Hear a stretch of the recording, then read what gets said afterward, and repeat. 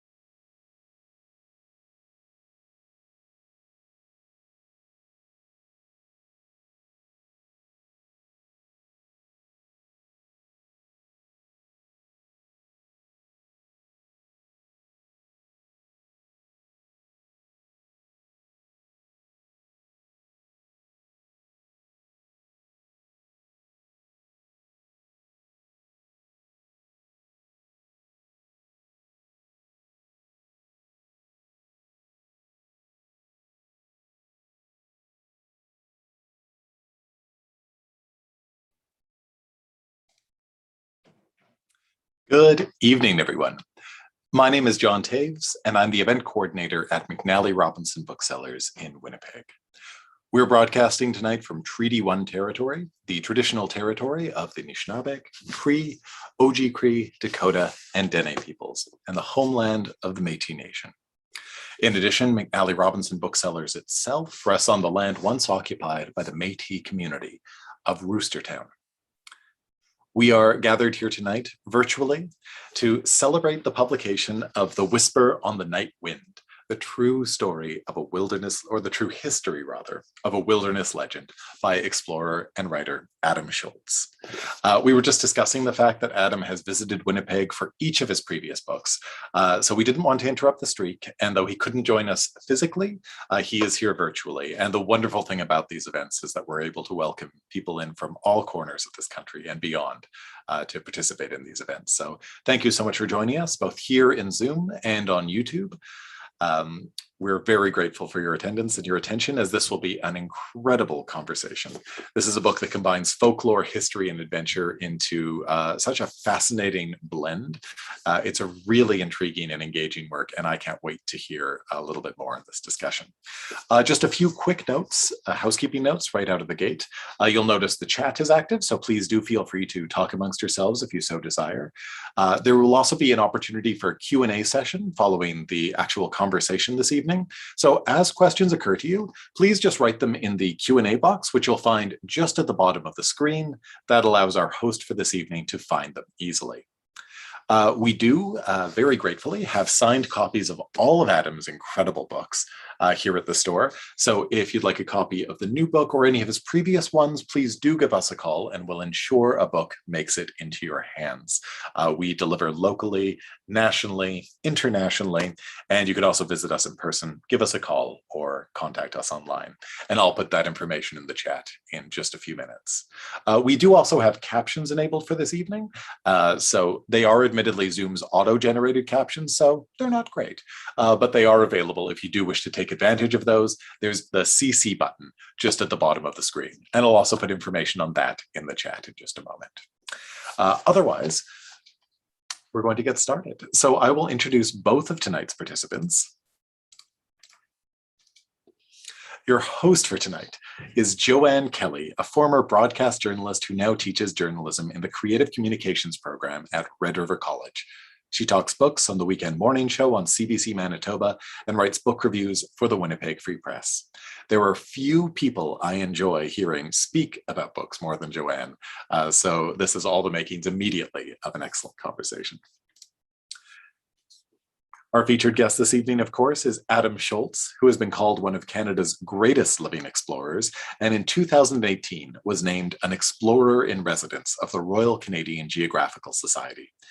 He is also a historian, archaeologist, and geographer, and his book, Alone Against the North, was a #1 national bestseller. His second book, A History of Canada in 10 Maps, was also a national bestseller, as was, of course, Beyond the Trees, A Journey Across Canada's Arctic. And you can see all those books just behind me here. Shoalts holds a PhD from McMaster University, where his doctoral research examined the influence Indigenous oral traditions had on explorers and fur traders in Canada's subarctic and Pacific Northwest. He has done archaeology in 4 countries and, of course, enjoys long walks in the woods. Please join me in virtually welcoming two wonderful conversational guests, Joanne Kelly and Adam Shoalts.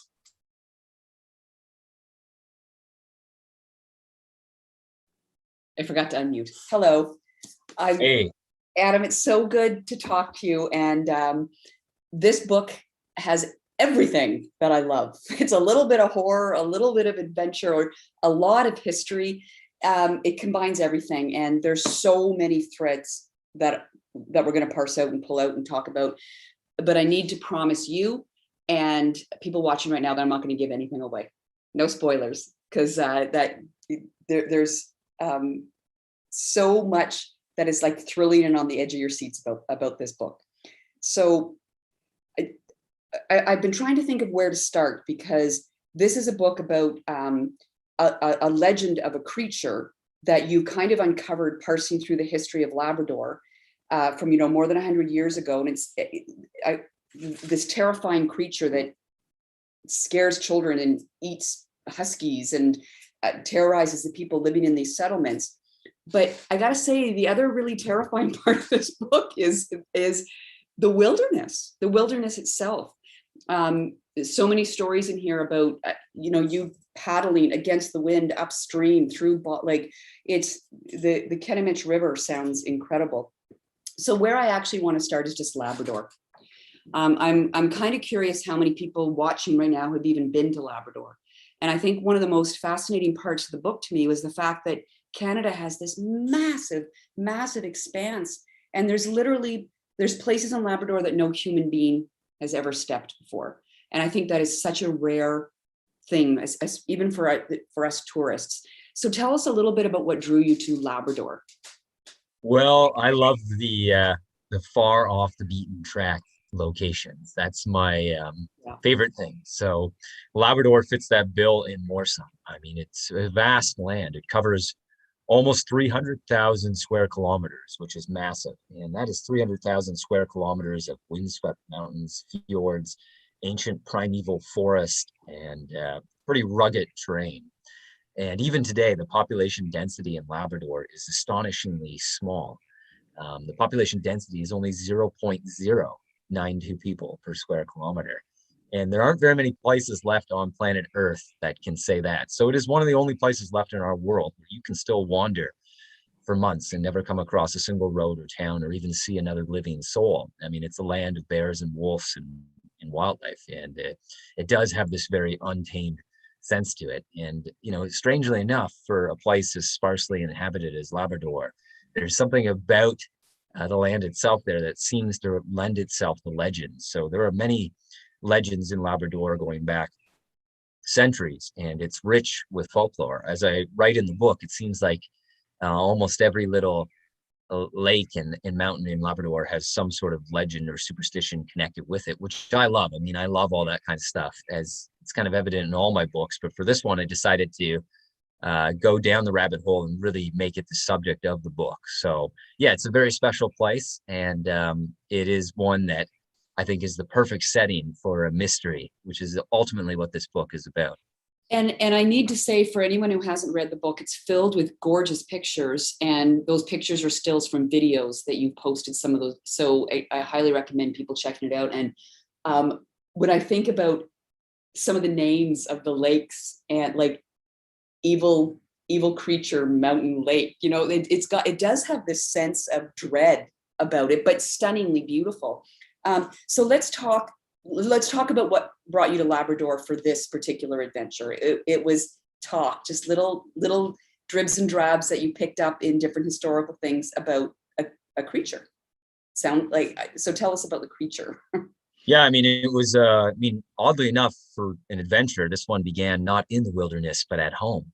On an evening such as this, when I was doing some research in my office at the desk, and I'd been reading historical records of the fur trade. And one reference led to another, as is often the case. And I picked up a diary of a fur trapper by the name of Merrick, which dated back almost 100 years ago to Labrador. And for the most part, the entries in the diary were pretty ordinary stuff. He talked about hunting caribou and trapping beaver and chopping firewood. But there was one entry in the diary, unlike anything I'd ever read before, and it immediately sent a chill down my spine, and it made me sit up in my chair. And he talked about finding strange tracks in the woods, tracks unlike anything anyone had ever seen before or even heard.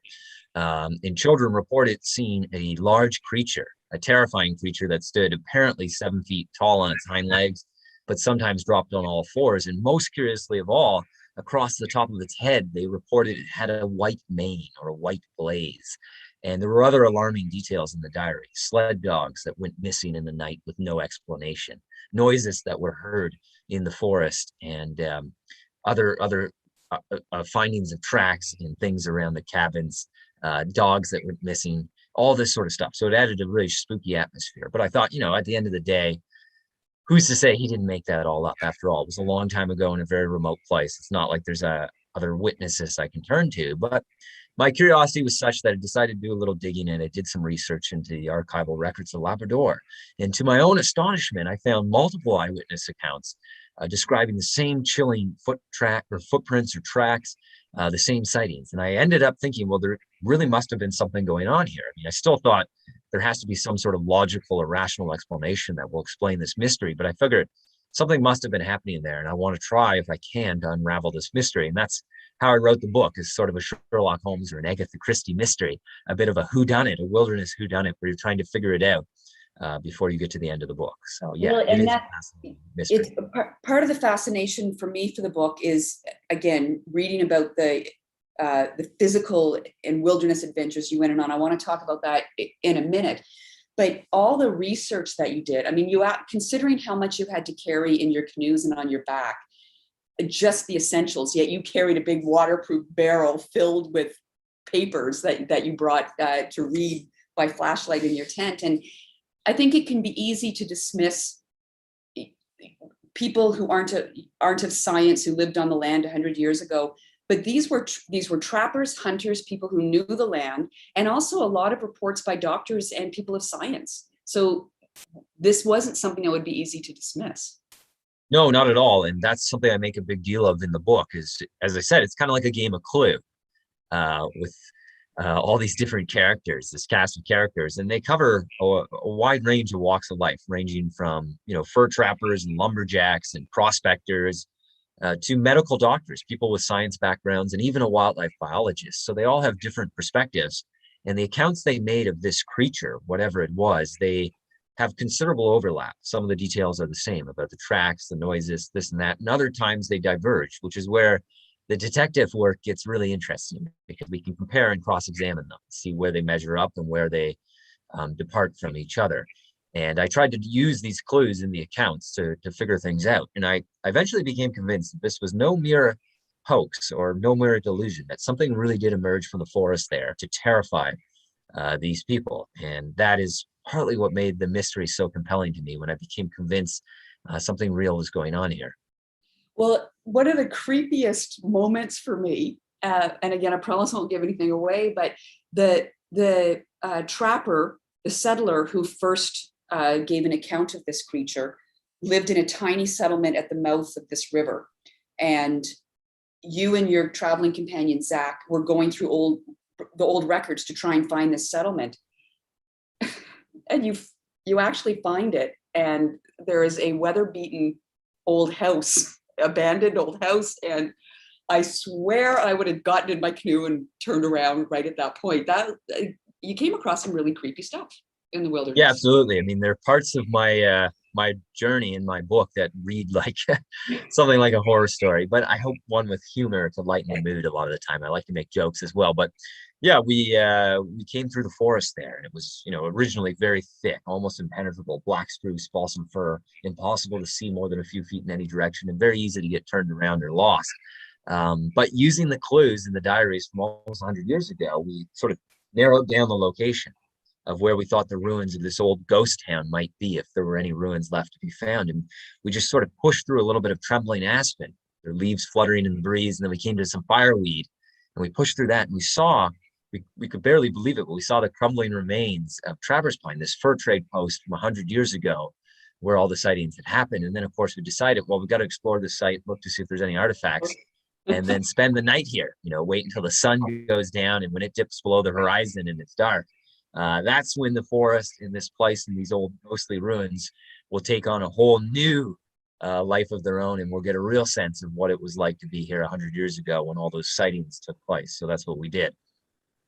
So and again, and the book is funny, and I want to talk about that as well, because you and Zach have this great rapport. But it is genuinely creepy. And the amount of time because as soon as the sun goes down, you're in your tent by your flashlight reading all these really, really creepy historical records. Was this just fun for you? Like, you talk about having a chill down your spine, but how creeped out were you? Well, it was a mix of both. I mean, I love the adventure of it, and it certainly is a lot of fun. I mean, I always say I'm the luckiest guy in the world because I get to do the thing I love most, which is go out in the wilderness and explore. So I certainly find it fun, and I love doing adventures, and I'm always in between them. Just packing right now to get ready for a new canoe trip I'm doing even in November, just before things freeze over. But I would be lying if I didn't say there were aspects of it that were genuinely spooky and creepy. And it's easy. I mean, when you're inside a house with electricity and 4 walls and a roof over your head, or you're talking on Zoom, to be skeptical and dismiss this stuff as just old campfire stories, that's not real. But it's a different feeling entirely when you're actually alone in the wilderness. You're in the dark. You're in a deep, dark forest, far from anywhere. And you're just in a little tiny tent inside your sleeping bag. And you're reading these diaries from 100 years ago by the light of a flashlight, and you can see your breath inside the tent. And then you hear from somewhere in the darkness a branch snap or leaf rustle. It's hard to pretend that doesn't affect you on some level. So it could definitely be spooky.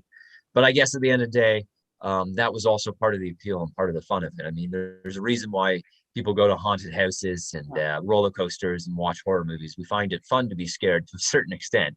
But it can also go too far pretty quickly as well, especially in a setting like Labrador. Well, I was quite amazed at how much history I learned, not just about Labrador, but kind of from around the world, because you pull in a lot of biological and stories and legends from around the world. And I got to say, one of the creepiest parts for the book for me was, besides that house, was when you were talking about the subterranean cave dwellers. That's just what like so creepy. But you also bring in the fact that science is still discovering animals that we've never heard of before. I mean, as recently as the 2000s in Vietnam and the Andes, Tanzania. So it was fully possible that you might come across something that no one had ever recorded before. Yeah, it's something that I find absolutely incredible, and that I think a lot of people are not aware of, that even now in the year 2021, science is still uncovering new mammals, new animal species that were totally unknown as far as the scientific record goes, which is to say you wouldn't find them on Wikipedia or in any science book or any zoology textbook, that they were not known to science, and they're still being discovered in places like South America, in Africa, in Southeast Asia.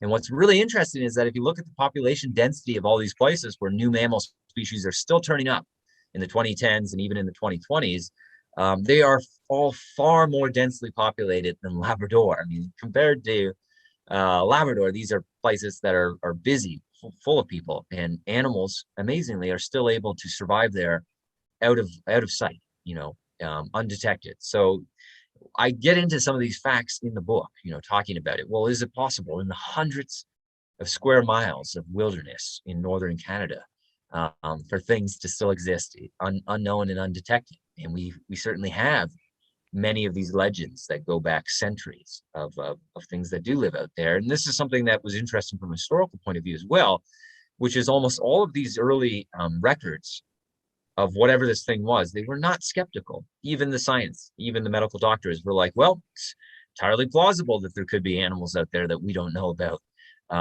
So they weren't actually dismissive at all. They thought, well, yeah, could be, very well could be animals out here that we don't know about. And that adds sort of another layer to the legend. And I tried to look at it from all different perspectives and vantage points to try to arrive at something like the truth and get at it if I could. And this idea of the legends, especially, I mean, every culture has its legends, and they're all based on some level on fact, right? And you explore a lot of that about it's so many culturally layered in Canada, right? And you've got the Inuit, you've got the Dorset people, even before that, the Vikings, the explorers, the settlers, the trappers. There's so many layers of different cultures, but they have so much in common in these legends. And that obviously fascinates you as well. Yeah, that was one of the things I tried to do in the book, which was weave all this cultural history into the story of my own investigation and my own adventure and journey. So I frequently digress to talk about some of these legends from many different cultures in Labrador. Like, for example, the Inuit. They actually came to Labrador from the north. So they crossed over the ice from Baffin Island. And that in itself is an incredible adventure story. You can imagine doing that in kayaks and how dangerous that would be. And to them, Labrador was a very mysterious land. They thought there was something strange about it. And their oral stories recorded that it was the land of mysterious giants that lived there. People who weren't human, they were different, and they were giants according to those legends. And not long around that same time, you had Vikings sailing from Greenland and Iceland and landing on the coast of Labrador. And they too recorded stories of strange things that lurked in the mountains of Labrador, this land of monsters and things like that. And then from the south, down in the Laurentian Mountains in what today is northern Quebec, you had various Algonquin cultures moving north into Labrador and telling the same sort of tales of wendigos and even more mysterious and lesser known supernatural beings that were said to live there. So much of the early history of Labrador is shrouded in mystery even to this day.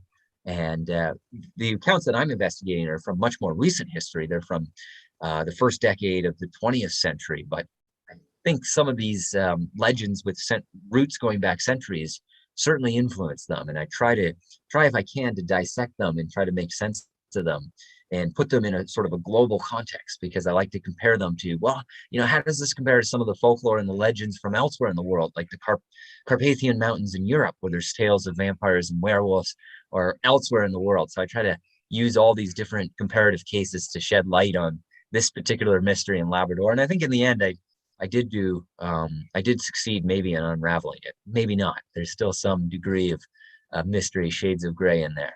And I like the words that you're using, because analyze,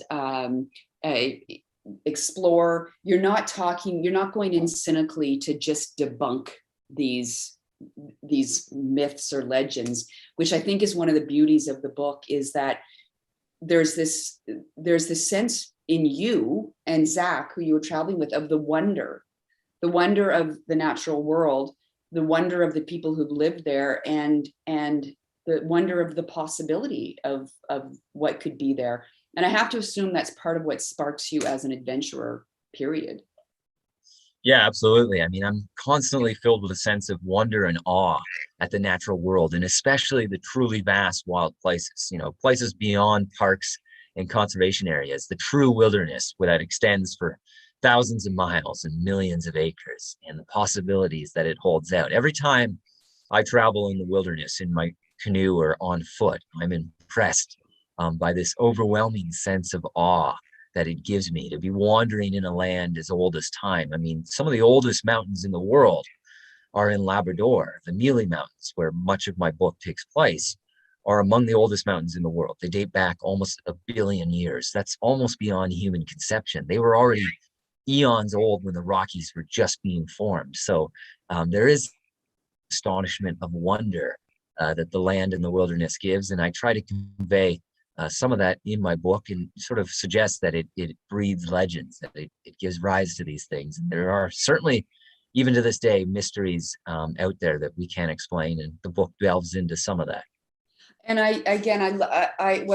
one of the many things I loved about the book is that you delve into the mystery, and it is a bit creepy and it is a bit scary, but you're not dismissive of it that way. You embrace all of the adventure, and I think you capture that really well in the book.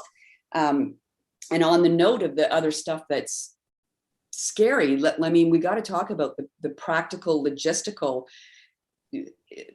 For you, camping is this crazy world of pouring blood from the bugs biting you, and paddling so hard into the wind for hours that you're barely moving. And at one point, you've got water filling your waders through these massive rapids as you're pulling your canoe upstream through the rapids.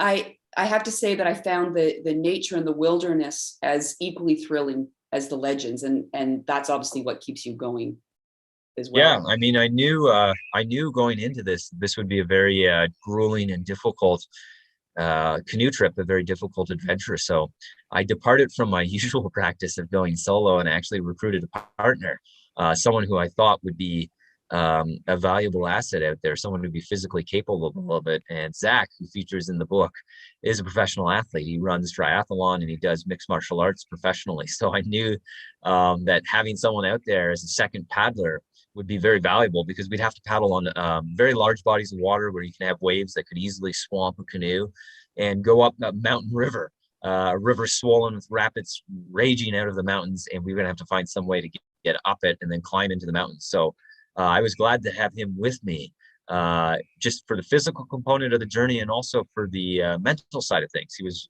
really good at helping unravel the accounts and suggest possible explanations and theories. So it was definitely a grueling journey. And I mean, even in my 4,000-kilometer trek alone across Canada's Arctic, I don't think I encountered any terrain as difficult as what I saw in the Mealy Mountains, where just getting there, bushwhacking was extremely difficult. I mean, the forest was so thick, just a jungle of alder bushes. It was literally impossible to see more than a few feet in any direction. It felt almost claustrophobic. It was like, the Amazon jungle. You would need almost a machete to move through there. So that was quite the challenge.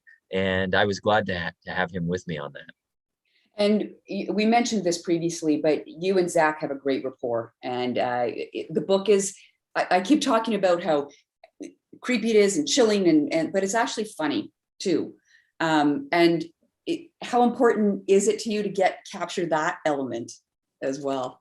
Well, I hope that my books entertain people. So first and foremost, if somebody's going to be nice enough to read my book, I want to make sure that they have a good time doing it. So definitely there's some chuckles and laughs throughout the book.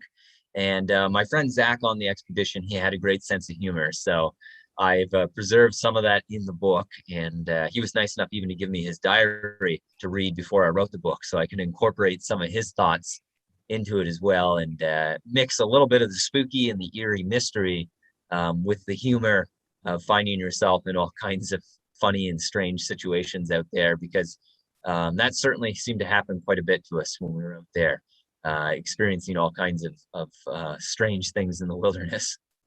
And how important is it for you to actually solve a mystery like this? Is your thrill in the solving it or in the exploring it? Does it matter to you if you and you think maybe we figured it out? I don't know, but would it matter to you if you hadn't? Well, I can't say definitively that I figured it out. Right. I've put forward what I think is a convincing explanation, but as I said, there's still shades of gray. And in some ways, I guess exploring and investigating the mystery is more satisfying than solving it. I think we've managed to do both here. But as I said, there's still a bit of a twist ending in this book, a real twist that happened that I didn't see coming myself, but that I experienced. And it definitely left me thinking, wow, there are some mysteries even today that maybe aren't meant to be solved. So yeah, I mean, that's all part of the fun, investigating it and trying to figure things out. Where does this fit in your world of travels? And I'm sure a lot of the guests here have read your other books and have followed some of your adventures, but for some of them who don't know, can you talk a little bit about your background? I know you've already answered some of the questions here, but somebody's asking about sponsorship for these expeditions. So let's backtrack a bit and talk about how you got to this point where you can be exploring Labrador. Excellent. Okay. I don't see the questions. Are they coming in on the side, or where are you seeing that? I'm not sure. There's a Q&A button. So I'm just both questions. The other one was about okay. travel partner. So you've answered that one. Okay. I answered it without seeing it. Yeah, okay, I'm figuring this out now. Someone asked if you've seen it either. So that's okay, great. So the question was about your background and how you got started in this. How I get sponsored. Yeah. So well, I started off just like a lot of kids in Canada do, is having a love for the wilderness and the outdoors. And every chance I got as a kid, I was in the forest. With my brother and my dog, we would always be out in the woods, sleeping under the stars and trying to make fire without matches. And that's what I just did as a kid and all through high school. And then as soon as I graduated high school with my best friend, we set off on the biggest wilderness journey we could do. We had no money. We were on a shoestring budget. We actually pooled our resources. We had $300 to buy a car with. And we bought one that really wasn't fit for the road, a 1989 Ford Tempo that had a lot of problems. And we used that to drive as far north as we could and then set off in a homemade canoe out into the wilderness. And I kept doing those adventures year in and year out, sometimes by myself, sometimes with other people. And I just did them on a shoestring budget with no sponsors and no funding. But I did enough of them that by the time I was about 25 or so, I got a grant from the Royal Canadian Geographical Society to start sponsoring my expeditions and doing more mapping and that kind of thing. And I was always trying to expand my skill set and study more and learn different things that I could do on my expeditions to make them financially feasible. And, it started small, and then eventually I worked my way up until I became explorer in residence at the Royal Canadian Geographical Society. So now I have funding as Westaway Explorer in Residence for my expeditions, and that covers a huge range of projects that I do throughout the year. I do many different expeditions now. Just in September, I was out in the Rockies retracing David Thompson's route over the Athabasca Pass. I've got another expedition coming up in just a few weeks, and then another one in December, a winter one, and another one in the spring. So the Royal Canadian Geographical Society has been really important to me in funding my work, and I'm happy now that I'm actually helping fundraise for other explorers and helping younger explorers get into this sort of thing. And I have some other sponsors like Novacraft Canoe, which has built canoes for me. But at the end of the day, most of my funding, to be entirely honest, most of my income comes from my books. This is the vast majority of how I raise money for what I do, is through the sales of my books. That's where my income really comes from. So if you buy one of my books, I'm in your debt because you're supporting me by doing so. So thank you for the question. I hope you buy a new sleeping bag with that money, because my sleeping bag had seen better days. They don't last forever, sadly. They wear out and they lose their heat.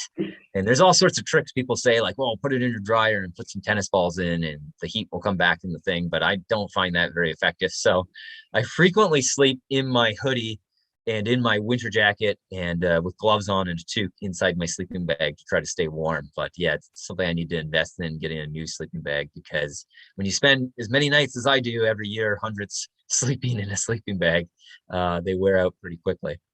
Are your expeditions all in Canada?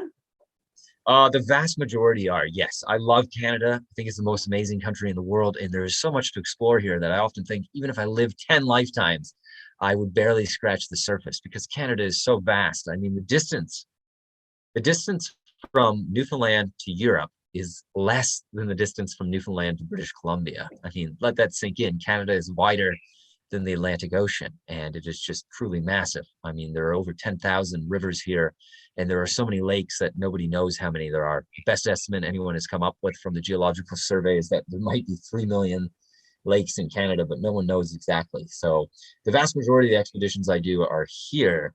Very rarely I've done travels outside of Canada, but that's not something I make a regular habit of. I'm happy to have every opportunity I can just to go off into Canada's wilderness and to devote myself to it.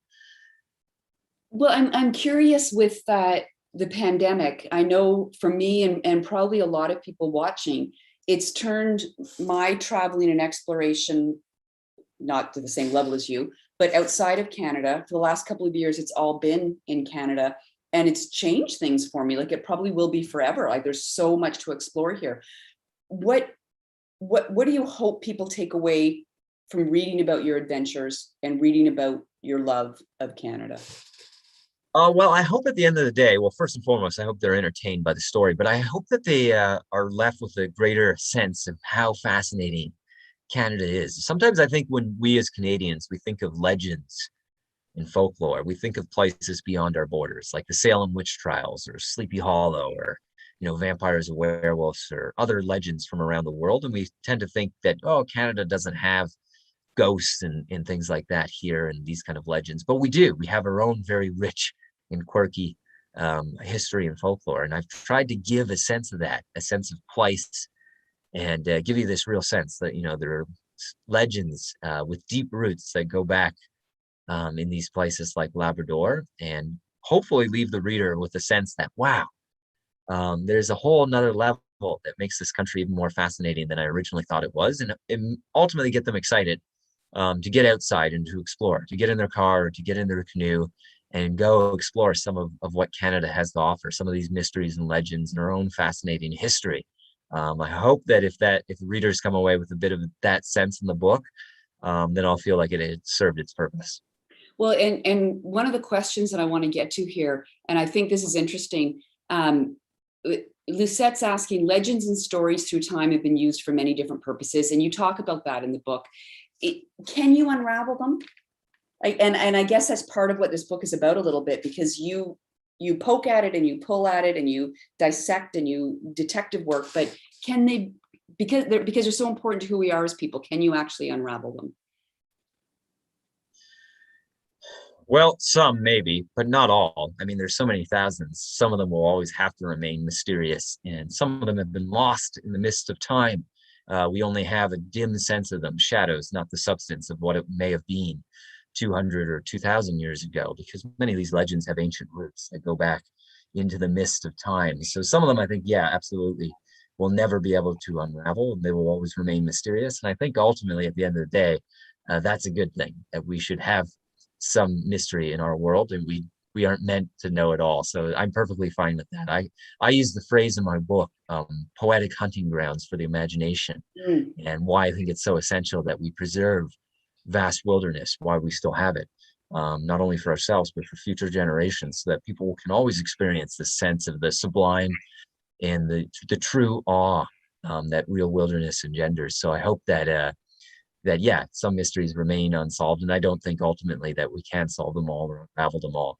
Many of them will remain beyond our comprehension in all probability. And again, the way you dip into these legends with kind of that awe and wonder, but also real historical, as someone who has a thing for history, you've got real concrete information in there as well. But it's also a wilderness adventure story. And what kind of advice do you have for people who don't have your level of expertise? I mean, for people who want to try exploring, what kind of advice do you have? Well, there's a number of things you can do. I mean, like anything, like playing a sport or a musical instrument, you start with the beginning or the basics, and then you work your way up from there. And I think it's the same with wilderness. You don't start off by doing a 4,000 kilometer journey alone across Canada's Arctic. You start off with maybe a weekend camping trip and test things out. And if you like it, and you do more of it. So I think you have to start with the basics, the fundamentals, and work your way up from there. And the best way is to learn by doing. I think that there's no substitute from going out there and getting your hands dirty and trying stuff in the real world. That's far more effective than doing anything, behind a desk. For people who are in Ontario, I've started just in the last couple of years, partly in response to COVID and all the requests I would get through my website emails. I've started teaching wilderness survival and wild edibles and wild mushrooms on 1 weekend a year at a couple different locations in Canada's wilderness, in Ontario, Temagami, places like that. So people can sign up through my website, and I keep them in small groups, and we just go out there for 4 or 5 hours hiking and talking about, this is this and this is that in terms of wild plants, edible plants, medicinal plants, and other basic tips like how to start a fire in the rain and that kind of thing. So it gets people outdoors and active and experiencing these kind of things that I love. So that's certainly an option. And I mean, obviously you don't have to do it with me. All over Canada, there's probably people who offer similar experiences, and it's a good way to sort of break the ice and get into this kind of thing if you like it.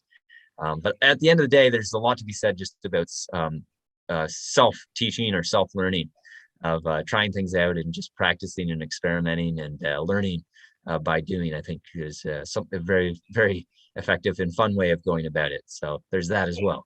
It's interesting because the people I know who I'm using as mentors to help me with wilderness stuff, they're not what I expected. I thought there'd be a lot more risk taking, but I guess part of what you need to actually really weigh your risks when you're out there. I mean, it's really dangerous. You die every time you're out there. Yeah, that's something that I think people sometimes make a mistake about with me, is that I'm not really an adrenaline junkie. Actually, not at all. I find that those kind of people make me nervous if they were ever to come with me in the wilderness. I try to be very smart and sensible about any risks I take, and to carefully weigh them beforehand and try to do things as safely as I can in terms of reading rapids and how am I going to go through that in my canoe, or what am I going to do if I think there's a bear around, a polar bear or something like that. I try to err on the side of caution and minimize the risk wherever possible.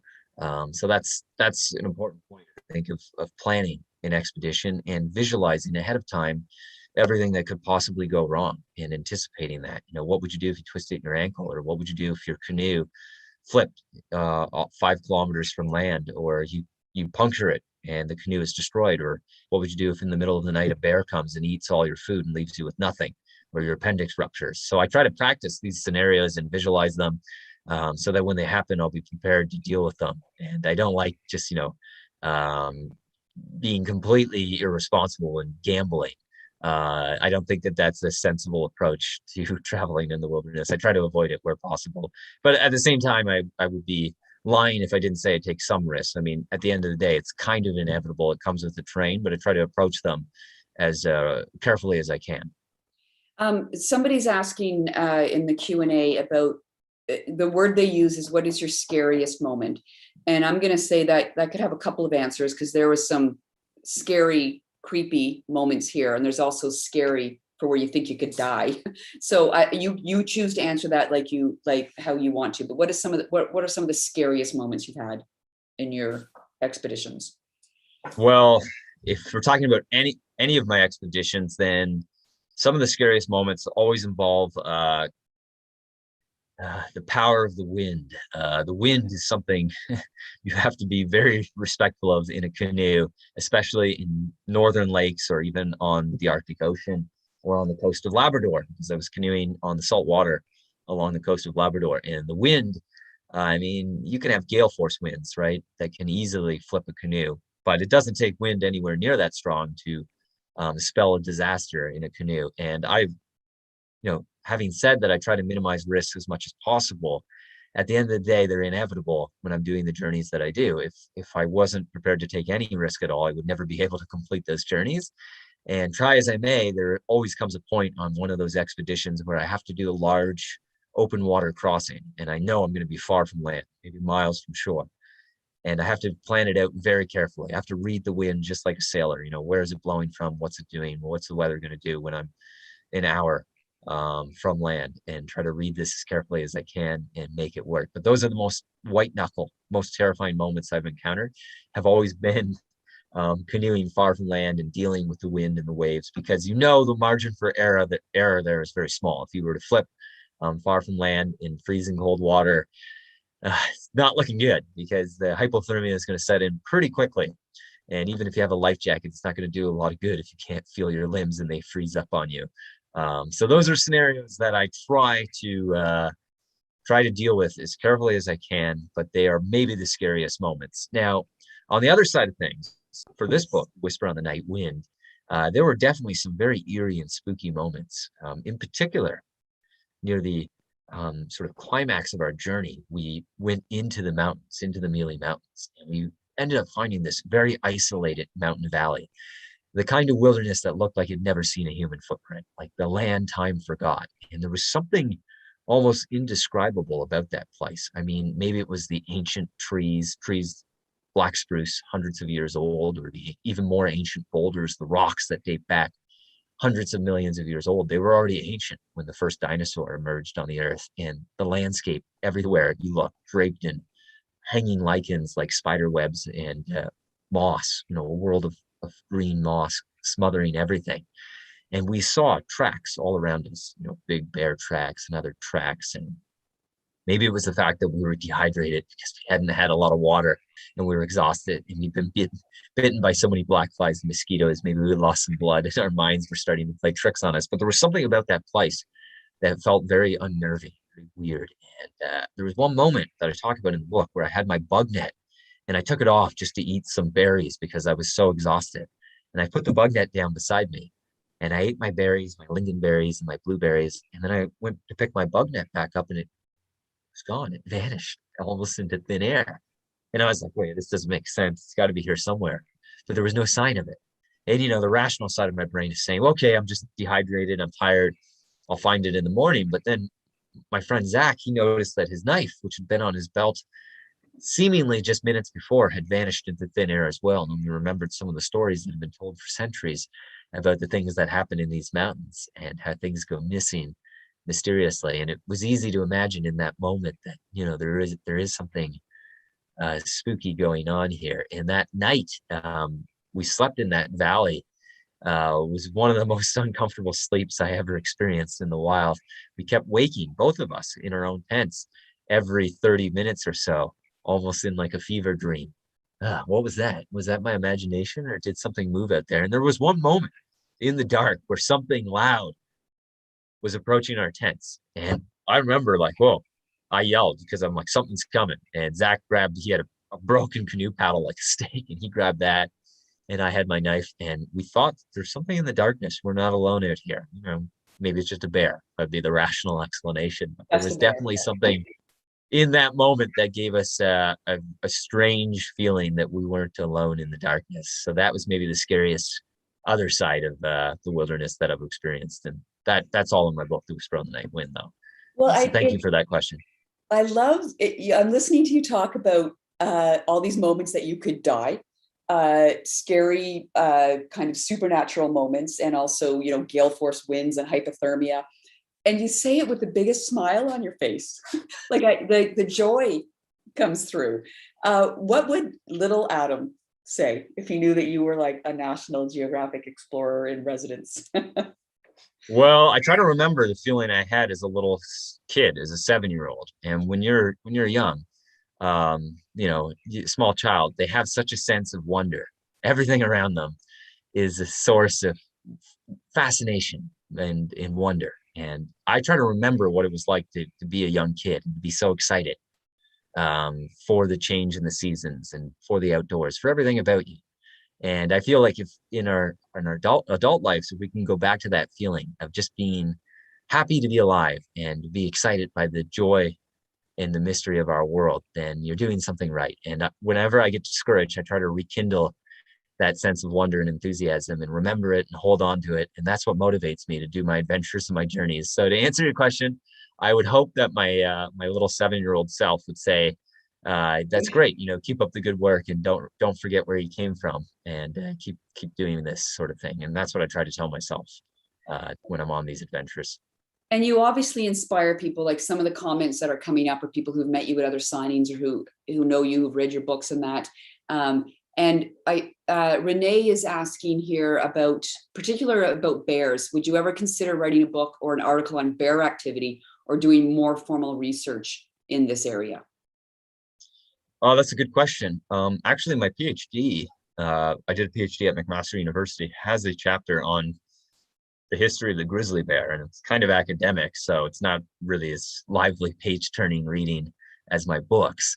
But I have done some academic research on the history of grizzly bears, and I've thought about, because this question comes up all the time about bears and how do you deal with them, and it happens all the time. I guess it's November, so back in September, I was in the Rockies, and a mother grizzly with 2 cubs charged me out there. So it happens a lot, and maybe I should, it's a good suggestion, so I take that to heart. Maybe I should write an article about dealing with bears, because I think there's a lot of misinformation and a lot of confusion on the subject. It's not exactly an exact science, but I have my thoughts and what I do to stay safe from bears. And maybe I should get into the subject more. I certainly talk about it a little bit in Beyond the Trees, especially. I talk about some of my thoughts on bear safety in that book, and what you should do, and maybe what's, getting into paranoia. So there's a little bit in there, but maybe I should find some time this winter to write an actual article and put it on my website about that. So yeah, if you want to follow along, I have Facebook and Instagram, and that's where I post all this kind of stuff. So if I do get around to that, that's where you'll see it. So I'll try. I'll see what I can come up with this winter, maybe. One of the things that really stood out for me in the book, besides the natural adventure you're going on, is this deep and profound respect, not only for the land, but for the history of the land and the people who have been there way, thousands and thousands of years ago. And how important is that to you? This respect for the indigenous influence on what you do? Yeah, I mean, as I've said, I love history, and I love deep history. The more ancient, the better. I love going back centuries and thousands of years, and I try to give some of that in my books to frequently, even though they're first person narratives, so I'm telling the story from my perspective in the day, I frequently weave in this kind of history and anecdotes or asides in all of my books, where I'll make a digression to talk about some history. Or in this book, you'll see that I actually quote a lot from Indigenous elders. They come up again and again in the book, quoting from Indigenous elders, their stories of Labrador in the mountains there, and working that into the narrative, which I think adds a whole nother layer to it, makes it more interesting and makes it hopefully a little bit richer, because we have these words of wisdom from the past shedding light on things. So that's a big part of it. And that's something I try to do no matter where I travel to, is to learn the history of that place. And to me, that's part of the fun of it, is learning about the history of anywhere I go, and trying to work that history even into an adventure book, if I can. And I hope people like it, that it doesn't, I don't think it detracts from the mystery and the adventure of it at all. I think that it brings it into clearer focus and really helps put things into perspective, and hopefully it enhances people's appreciation of the land and the history that's there. And I would say this is the first of your books that I've read, and it will not be the last. But it's not just the history; it's very much alive, and it's very much alive in your books right now. This isn't there. We're using the word history, but there's not the sense in the book that this is a dead or past history. It very much impacts you and the world around you. Yeah, I mean, I think about that all the time, how the past is not past, and history is an ongoing saga, and our own lives are so brief.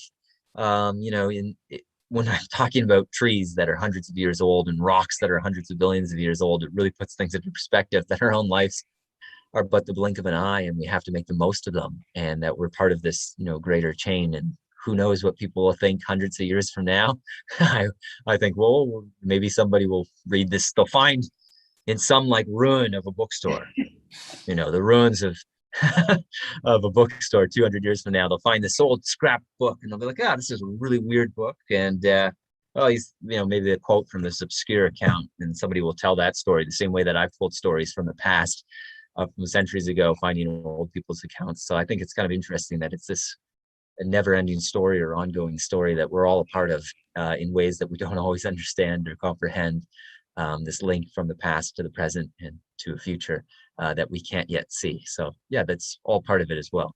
Well, I want to talk about the future in a moment, because someone's asking a Q&A about what your next adventure is. But before we get to the future, someone asked a question that I'm like, what would you do if your appendix ruptured in the backcountry, or break a leg? Or I used to always worry about appendix rupturing, because I think any other scenario, like a broken leg, I could ultimately deal with and handle. It's not a life-threatening emergency. It's just sort of the end of the expedition, and probably really ruin the day. But ultimately, you could probably figure out some way to handle a broken ankle or a leg or something like that. Now, an appendix rupturing is much more severe, and there's not a lot of good scenarios when that happens. Realistically, it's probably game over, because the reality is that no one would ever get to you in time. I mean, that's a danger even in Winnipeg, Toronto. If your appendix ruptures and you can't get to a hospital within a certain amount of time, you can be in real danger, right? So I actually was worried about this. I would sometimes be in the middle of the night, I'd wake up and be like, oh man, what if that happened? So I actually went and spoke to a doctor about that and said, I'm worried about this. Can I have my appendix removed so I never have to worry about this ever again? And they just laughed at me. And they're like, no, no. And I'm like, no, but seriously, I read that Diane Fossey did this, Squirrels in the Mist, if you know that story. I heard that she did it. I don't know if she did, but that's what I heard. And I was like, if she did it, then why can't I have it done so I never have to worry about this? But after going through some sort of a bit of a test and a checklist, they assured me that I was at no danger of that happening to me, that I don't have any other risk factors. So I just stopped worrying about it. And ultimately, if it's outside my control, there's probably no use worrying about it at all. So I no longer let that vex me, and I've moved on. And if it happens, I guess that's beyond my control. That would be pretty hardcore, your appendix removed for the sake of your adventures. Well, I won't be doing that apparently. So yeah, it's off the table for now. I think I know the answer to this one from your book. Someone's asking about supplementing your diet when you're traveling. Fishing. Yes. Sometimes, yeah. It depends on the expedition. A couple of years ago, I was doing an expedition in the Western Arctic looking for a lost explorer. And on that expedition, I did lots of fishing, and I was eating fish all the time, like lake trout and Arctic grayling and Arctic char, all that kind of stuff, northern pike. But other expeditions I do, fishing is not really part of the picture, just because my schedule is so tight that I have so much to accomplish and so much ground to cover. So it just sort of depends on the circumstances. If I have time, then I certainly would love to fish and do it, but it's not always in the cards for me. But I mean, it is something that I do more when the opportunity is out there. Then I will take the time to fish. But a lot of the other time, I'm just eating Cliff Bars because I have to have high calorie food every hour to just constantly canoe and throughout the day. So it just depends. But yeah, I enjoy it when I get the chance to do it. Someone else is asking about, clearly you're a storyteller. These books bring us right in. How do movies play a role in that? Because I know you shot footage on this trip. Do you see yourself going more towards that at all? I mean, that's a good question. Not really. I have zero technical skills. I'm really bad.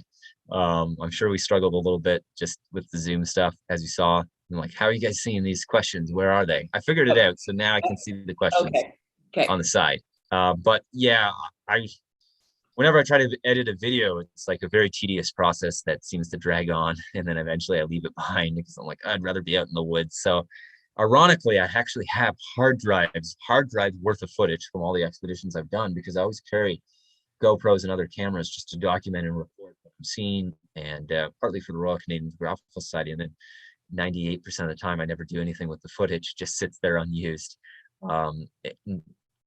Theoretically, I wouldn't mind editing more of that footage and putting it on YouTube or on my social media or making more documentaries, but it's a very big project and it's a daunting project. And sometimes I feel like I should just stick to the writing because that's sort of what I know how to do, and do that. But I hope maybe in the future to edit some of that footage and put more of it up there if I can, and make more documentaries about some of the things that I'm interested in, some of the history, to reach more people in a wider audience than is possible just through books. But I don't have any immediate plans right in the here and now to do any more of that. I will try make more of an effort, I promise, to put more videos on my YouTube and on my Facebook page. And I did put up just recently some footage from Labrador, which you can find on my website or on YouTube, describing some of the, or showing some of the scenes that are in the book. And I will try to update that when I get a chance this winter. One question that's gone a bit off topic, but I'm still so caught up in the history of this. How real and connected to you do you feel to these people you're reading about? The settlers in Traverspine, the doctors, how real are they to you? Well, they were real people. Yeah. They're not fictional characters. They're flesh and blood humans that really did live a century ago, and they were there, and they had their own private struggles and demons and lives that they lived, in their own loves and rewards and this kind of thing. So this is a book that's ultimately about a mystery. It's about trying to solve the mystery of what happened at Traverspine. What was it that emerged from the woods? Because as I became convinced, something really did. And I think there is an answer to that, which is at the end of the book. But you have to read it in sequence. You can't skip ahead or it will totally ruin it. You have to read it as sort of a mystery. So my concern in this book was not trying to get too far into the lives, because that would be a distraction from sort of the adventure I'm painting. But if anyone has read my book, A History of Canada in 10 Maps, that's something I attempt to do in that book, A History of Canada in 10 Maps. I really tried in that book to bring the people to life, these flesh and blood characters from the past, people like Samuel du Champlain and Samuel Hearne and Alexander Mackenzie, to get away from this sort of one-dimensional sort of school book image of them and show them as real human beings with flaws and virtues, just like all of us, and to delve into their minds and their psyches as much as I could. And that's very much the flavor of my book, A History of Canada in 10 Maps. This book was too short to try to do that sort of thing here. So I don't get as deep into it, but I would love to write another history book. And it's not entirely up to me. The books have to sell, and if they sell, then I'll get another chance to do it. But that's definitely something that I would love to do, is write more history books, not about me or my journeys, but books about other people. And try to bring these stories to life, because I think there's a lot of really interesting and fascinating characters from Canadian history who are not well known at all, who their story has never been told, and I would love to bring those people to wider attention so that people can discover them and find their story compelling and interesting. So that's something I would hope to do more of in the future. Well, I love how you portray Canada. Just we can take our own country for granted at times, but the stunning beauty of it and this whole world to explore out there. So, I mean, people are asking in the Q&A, what is your next adventure? What is my next adventure? Well, the next adventure for the immediate future is just selling this book and getting people out there to buy it, hopefully.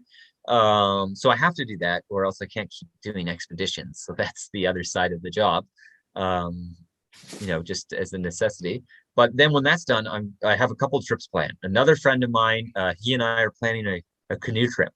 We're trying to squeeze it in just before freeze up, and we are down to the wire in November, so there'll probably be some snow and ice. But we have a very good plan, and it's also sort of a spooky old legend. This is just a short trip, so it's not going to be a book or anything like that. It's just more something I want to do because I find it interesting.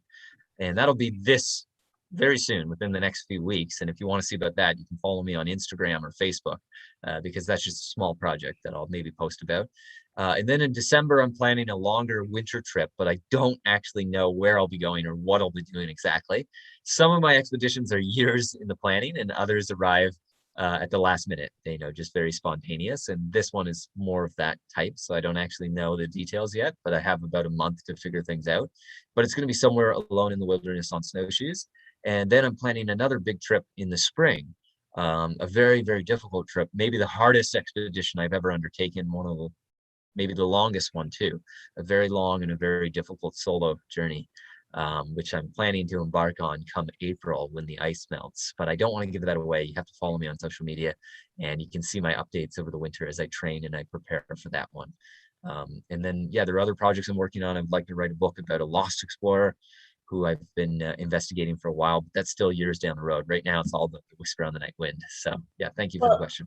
The winter camping and exploring, I gotta say, and I know there's people from all over the world here because it's virtual, but being in Winnipeg has made me love winter and doing like running in winter, cross-country skiing, camping, all of that. And but of course it's still relatively safe here. Like when I think of the vast Arctic and the winter, do you have a preference, winter, summer?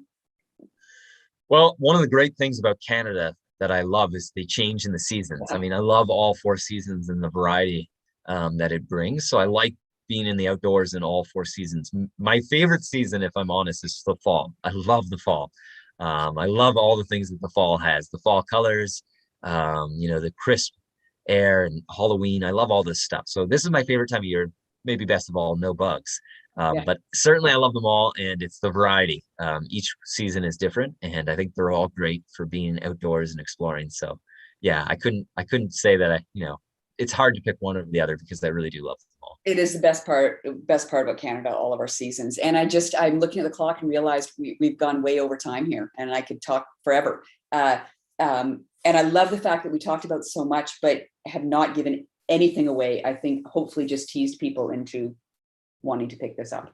So thank you very much. And John, I don't know if you're coming back. I am indeed. Yeah. Thank you both so much. That was incredibly fascinating. And just as you were saying, Joanne, it doesn't feel like that was an hour at all. Yeah. So I think we could have talked for another hour quite easily. Thank you so very much for all your questions, both yourself, Joanne, and everybody here as well. This was such a fantastic and engaging conversation. Thank you to all of you watching on YouTube as well for joining us here tonight. I'm not sure, did you have any final words or anything at all, Adam, that you might like to say before we wind down? No, I was just going to say, if I didn't get to your question, I feel bad if I missed anyone, but you can certainly message me on Instagram or comment on my Facebook or send me an email, and I'll try my best to answer your question if I didn't get to it tonight. So thank you everyone for tuning in and watching. I really appreciate it. And our bookstore may not be in ruins at the moment. We're relatively intact and we're flush with copies of The Whisper on the Night Wind. So please do come down and pick up a copy if you'd like. It's such a fascinating read and such an incredible journey to go on as well, as are all of Adam's books, but this one in particular is such a fascinating mystery. And yes, I will give away absolutely nothing in my closing comments. I just need to say, I loved reading the book, but I loved hearing you talk about it even more, Adam. The excitement and the joy and the wonder, just like, it just beams out of you, and it makes me want to read even more of your books. So thank you for that. Oh, my pleasure. And thanks for interviewing me. Okay. Absolutely. No, thank you so much, Joanne. Thank you, Adam. Thank you to Alan Lane and Penguin Random House of Canada in the first place for publishing this book and making sure both this evening and all of this could take place. This video will remain live on YouTube, so if you'd like to watch it again or share it with anyone who might enjoy it, please do feel free. But otherwise, I hope you all have a wonderful evening. It was great to spend the night with you. Wonderful. Thank you very much. Bye, Adam.